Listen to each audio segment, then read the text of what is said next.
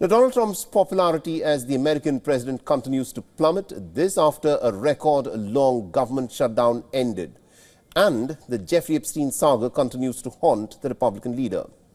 The latest poll was conducted a day before the congressional lawmakers passed an overwhelming vote, demanding for the release of the Epstein files. But even other issues are now plaguing the Trump administration as disapproval escalates not just amongst the Democrats, but even amongst the Republicans. So here's a look at the latest numbers from the Reuters Ipsos poll. Overall, an overwhelming, 60% of the Americans disapprove of Trump's second presidency so far. And only about 38% of the people approve of the Republican leader's handling of several issues. The latest percentage marks a substantial downfall from the first popularity numbers when Trump had taken oath at the beginning of this year in January. Now, Reuters Ipsos poll pegged Trump's popularity at 47%, and now the latest poll registers a 9% decline, putting the American president's popularity rating at just 28%. The poll specifically looks at American opinion on the Epstein files saga that continues to plague Donald Trump and his administration. 59% of the people have disapproved as to how the American president has handled this issue, while only about 20% approve of it, specifically on the alleged Epstein client list. Now, 61% of the Americans agree that the current administration hid it, while only about 15% disagree with the stance and say that the government has not hidden the list.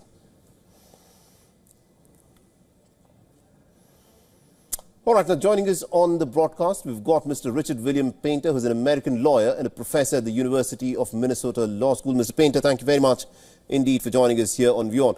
Now, the Epstein case is such a high-profile case of a sex offender and also someone who's said to have trafficked young underage girls to many of these very wealthy and very popular people. You know, the fact that Epstein files have not been put out in public domain and have not been released for certain legal cases to be carried on forth, the fact that Donald Trump has now crumbled under pressure, he's backtracked from his previous position, what does this say about, why this case was being handled in the manner of such secrecy that it was not put out in the public domain? Well, it is shocking how incredibly stupid the president can be and his supporters in Congress, who for months insisted that the Epstein files not be released by the Justice Department after promising to release the files. It is well known that in politics in the United States, if you hold something back, if you try to cover something up, and don't disclose information to the public, the press and the public will assume the worst. It's very important to disclose everything you possibly can as soon as possible. And this is what was promised in the campaign, that the Epstein files would be released, because the Biden administration was not releasing the Epstein files. They had them for 4 years. And the Republicans ran on that platform. They had a lot of support for that, for releasing the Epstein files. And then Donald Trump gets into office and he suddenly changes his mind on that. And now, of course, he's capitulated because the Republicans in Congress, at the end of the day, there weren't going to be enough of them to block the law that was just passed by Congress this week. And so this is a very bad situation for the president. Very bad for the Republicans. I have to emphasize, Harold, that the President Biden's administration did have these files for 4 years. They were not released by them either. This is not a Democratic Party scandal or a Republican Party scandal. Both President Clinton and President Trump have had some ties to Jeffrey Epstein. We don't know the extent of those ties because all the files have not yet been released.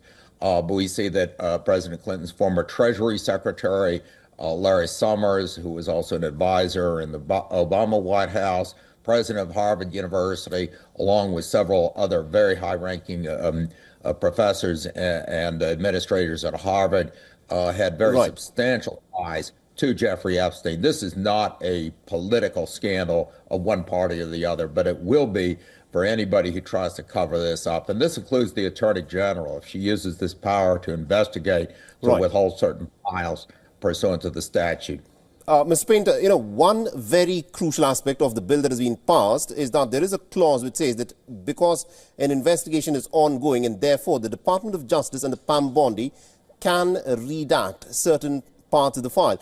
Now, one of the biggest issues is about the Jeffrey Epstein client list that would have exposed many of these high-profile men for whom these girls were being sex trafficked.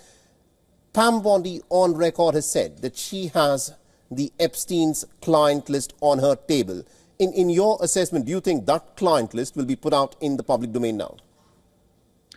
I will wait to see what the Attorney General does, but unfortunately that clause in the bill could be abused and could be used to just start an investigation covering any communications there in the file that the Attorney General does not want to be disclosed. And we see clearly that the Attorney General and the Justice Department are taking orders from the President of the United States. This has happened with respect to the prosecution of the President's political enemies, including James Comey.